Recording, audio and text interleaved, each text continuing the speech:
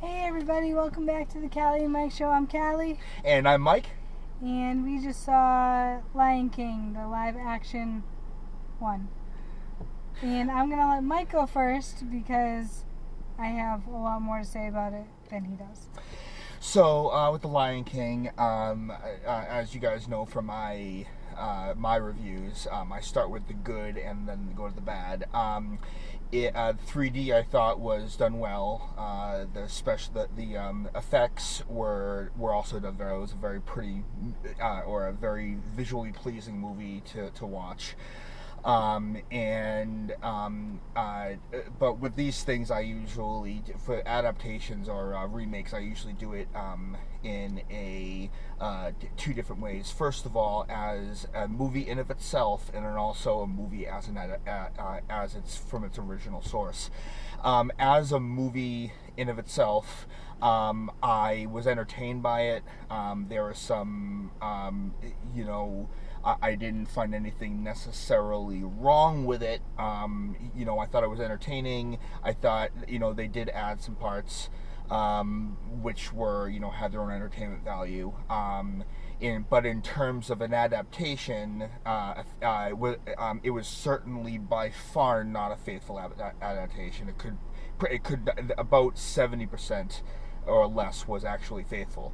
Callie and I were talking during it, and there are a lot of things that were butchered. If you have a movie that's a remake of a classic Disney movie, you don't want to touch it. It's just, keep it as it is. So there's a lot of content that was the same, but there was a lot more that wasn't, and that kind of hurt it.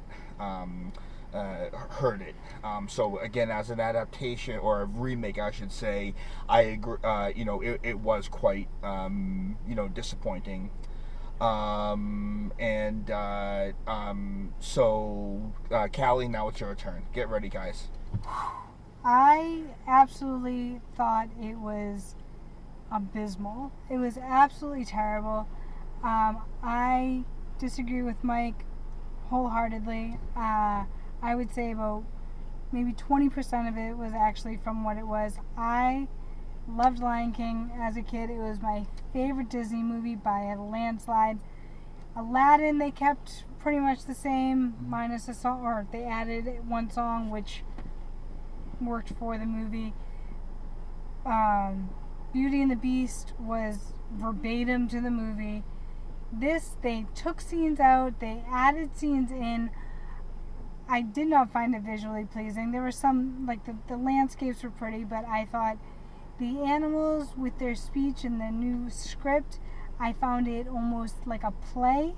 I don't think it was at all natural. Not that it would be, animals don't speak, but with how they spoke, I think it was absolutely terrible. Rafiki has always been my absolute favorite Disney character, although, a small character. My favorite, I thought he was way too serious. He was not half as funny.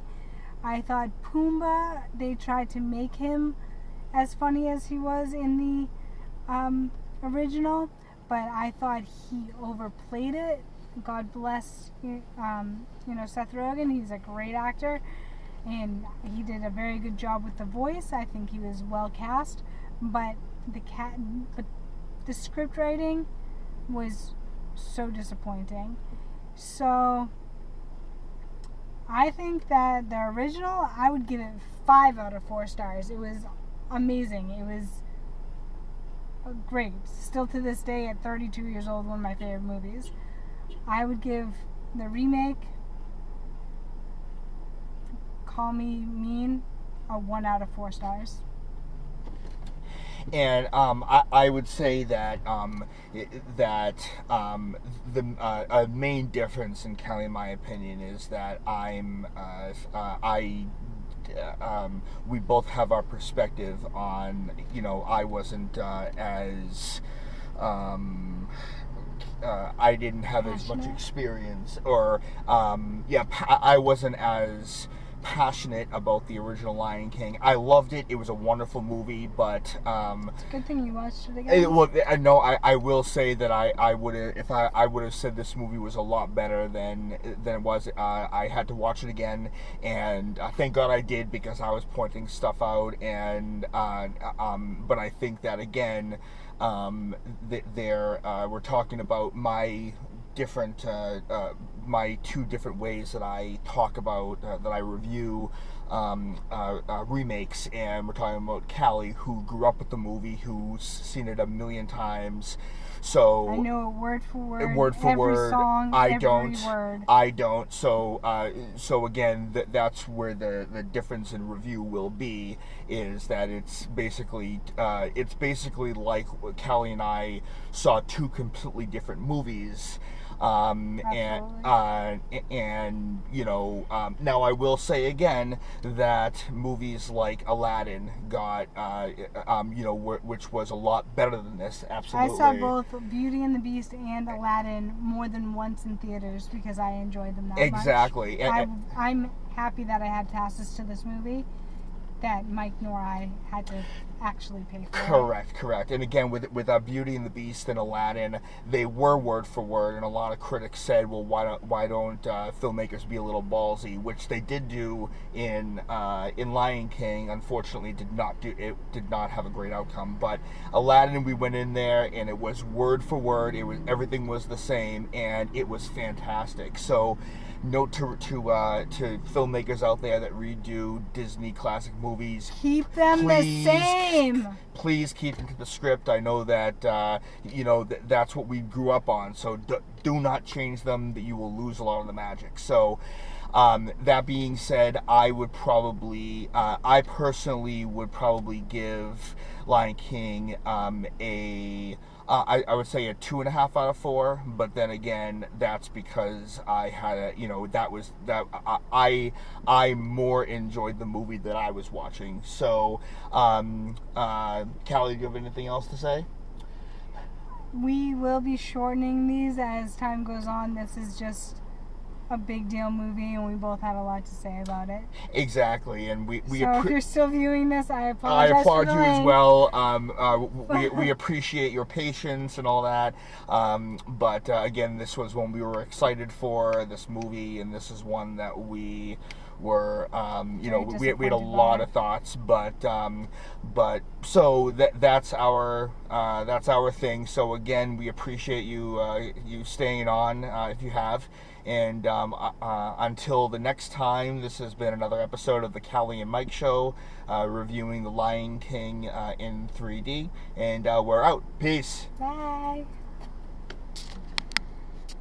Hey guys, welcome back. I'm sorry, but Mike and I have been talking, and there are a couple more issues we had. And we actually agree on this one.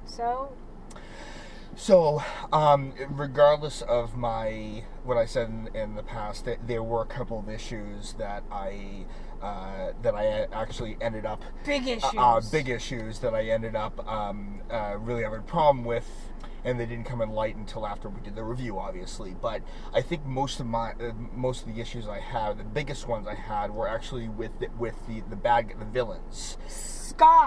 Scar was terrible. Scar was very mean, whereas Scar in the cartoon was evil, sly, and sarcastic, an enjoyable villain. Someone who you loved, but you loved to hate, as they say.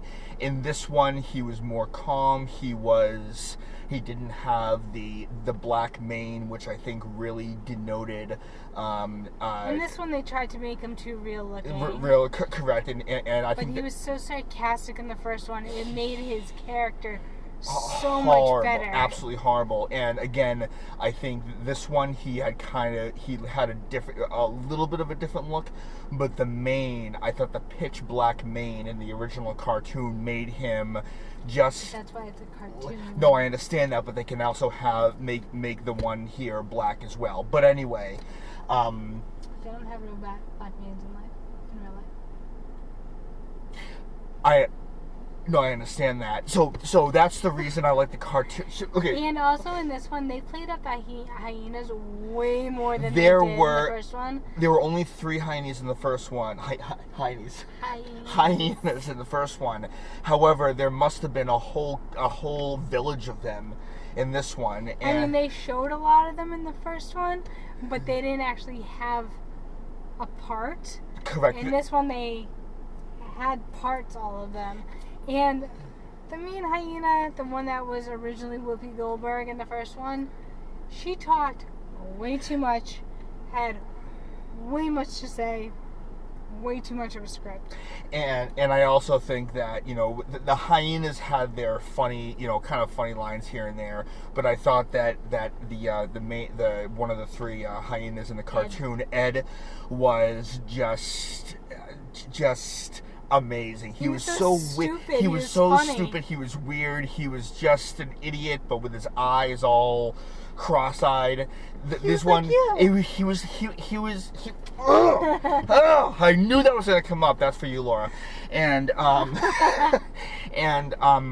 but with this one, again, there were funny parts, but it was a lot more mature humor, not like kid-like humor. I felt like you know, in the first one. So that's we did feel I the don't think need. that this one was a kids movie. No, it was definitely, you know, it was definitely geared. I think a lot of parents, you know, parents from our time will bring their kids to see it. The parents are going to be disappointed, and I think the kids and also totally not gonna get it. the added scenes that they had, which were a lot darker than they weren't needed. They weren't needed. So my reviews. Oh, and you made a good point, actually. With Timon and Pumbaa. Wow, I never thought you'd say that. With Timon and Pumbaa, only in movies, Mikey. With Timon and Pumbaa doing their whole, in the jungle? No. No. When they were talking about, when they were supposed to distract the hyenas and they did, like, their whole nod to Beauty and the Beast. Oh, right. So not needed. Like, no, I don't even say No. No,